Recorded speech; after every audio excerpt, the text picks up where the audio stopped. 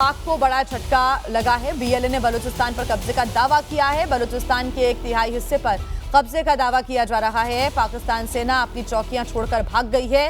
BLA की तरफ से यह दावा किया गया है। बलूचिस्तान लिबरेशन आर्मी जिसने ये दावा किया है। भारत के जवाबी हमले के बीच पाकिस्तान को ये बड़ा झटका। बीएलए ने बलूचिस्तान पर कब्जे का ये बड़ा दावा किया है। बलूचिस्तान के 1/3 हिस्से पर कब्जे का दावा किया जा रहा है और बीएलए की तरफ से यह भी दावा किया गया कि पाकिस्तान की सेना अपनी चौकियां छोड़कर यहां से भाग गई है और बीएलए ने 1/3 हिस्से पर कब्जा कर लिया है। ये बड़ी जानकारी और बड़ी खबर। बलूचिस्तान के 1/3 हिस्से पर कब्जा कर लिया गया है बीएलए की तरफ से। ये बहुत बड़ी खबर मिल रही है। ऐसे में बीएलए ने कहा है कि पाकिस्तान की जो सेना है वो अपनी चौकियां छोड़कर भाग निकली है। और इस बीच भारत की तरफ से भी लगातार देखिए कैसे ड्रोन्स को हवा में ही ध्वस्त किया गया, उसकी तस्वीरें। लाहौर के आसपास के शहरों की तस्वीरें सामने आई। कराची पोर्ट पर इंडियन नेवी ने करी है बड़ी कार्रवाई। आईएनएस विक्रांत ने बड़ी कार्रवाई की है। पीओके में भी पाकिस्तानी सेना को करारा जवाब दिया जा रहा है। पाकिस्तान के जो 16 शहर हैं यहाँ पर भारत ने की है बड़ी कार्रवाई और उन शहरों के नाम भी लगातार आपको बता रहे हैं। लाहौर के आसपास के शहरों में भी जबरदस्त एक्शन लिया गया है। कराची पोर्ट पर इंडियन नेवी की बड़ी कार्रवाई, ये जो भारतीय सेना की तरफ से कार्रवाई हुई है उसको लेकर आपको अपडेट्स हम दे रही हैं। और आपको बता दें कि जो कल विदेश मंत्रालय की तरफ से भी प्रेस कॉन्फ्रेंस हुई थी उसमें भी कई बातों को स्पष्ट किया गया था। 7 अप्रैल की रात कैसे भारत ने कई ठिकानों पर ड्रोन और मिसाइल से हमले का प्रयास किया गया, जिसमें अवंतीपोरा, श्रीनगर, जम्मू, पठानकोट, अमृतसर, कपूरथला, जालंधर, लुधियाना, आदमपुर, भटिंडा, चंडीगढ़, नाल, फलोदी, उत्तरलाई और भुज पर अटैक को भारत ने नाकाम कर दिया था। इन जगहों पर जो मलबा है वो बरामद हुआ था जिससे पाकिस्तानी हमले की पुष्टि भी होती है। ऐसे में इन हमलों को नाकाम कर दिया गया। हवा में ही इनको मार गिराने का काम हुआ।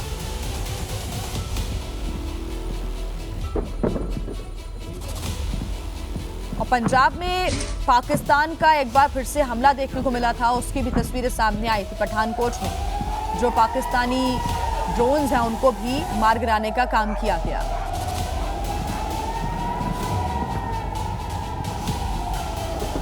सायरन की आवाज आप सुन सकते हो। इस तरफ अगर हम पाकिस्तान की तरफ की बात करें तो यहाँ पर दहशत का माहौल है और अलग अलग इलाकों में, चाहे वो छंब का इलाका हो, यहाँ पर इमरजेंसी जैसे हालात बन गए हैं। लोगों को घरों के अंदर ही रहने की हिदायत दी जा रही है। घर से बाहर ना निकलें लोग, ये पाकिस्तान की तरफ से क्लियर कर दिया गया है। और खुद पाकिस्तान की राजधानी इस्लामाबाद में भी यही स्थितियाँ हैं। यहाँ पर भी डर है, खौफ में है लोग। और पाकिस्तान की सरकार की तरफ से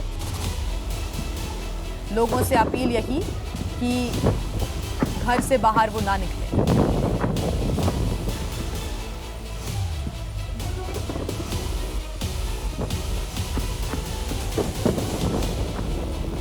तो मिसाइल और ड्रोन अटैक को भारत के डिफेंस सिस्टम ने नाकाम कर दिया। S-400 की अगर हम बात करें तो S-400 सुदर्शन चक्र एयर डिफेंस सिस्टम, जिसको पहली बार इस्तेमाल किया गया।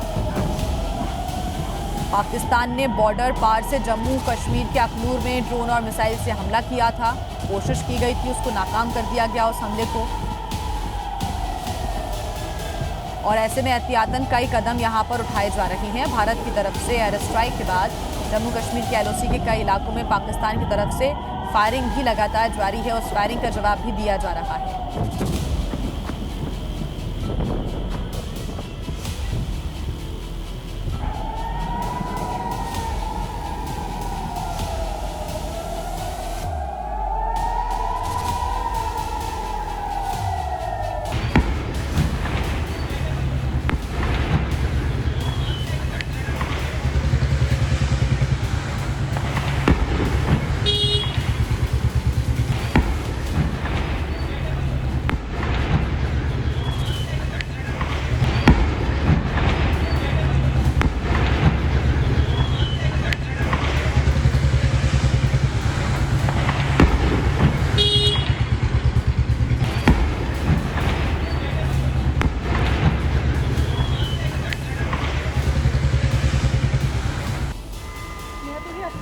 तो आइए आपको आज के कुछ हम बड़े अपडेट्स भी दे देते हैं।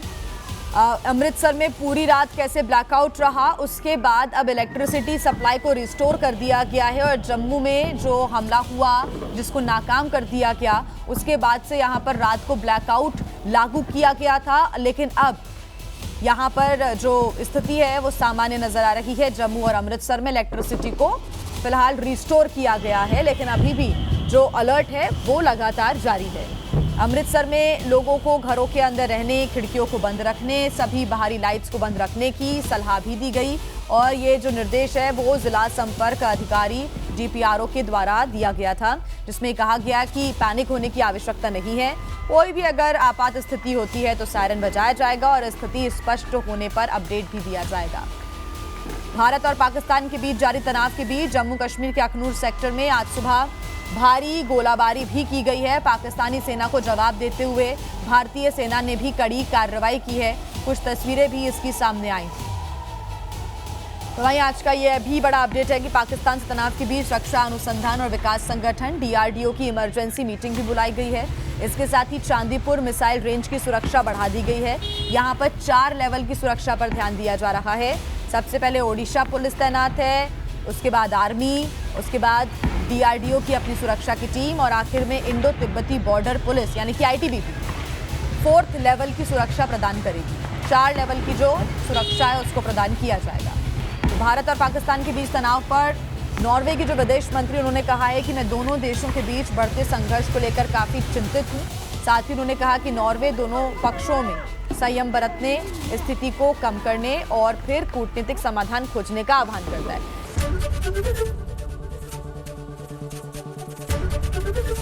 ABP गंगा, खबर आपकी, जुबान आपकी।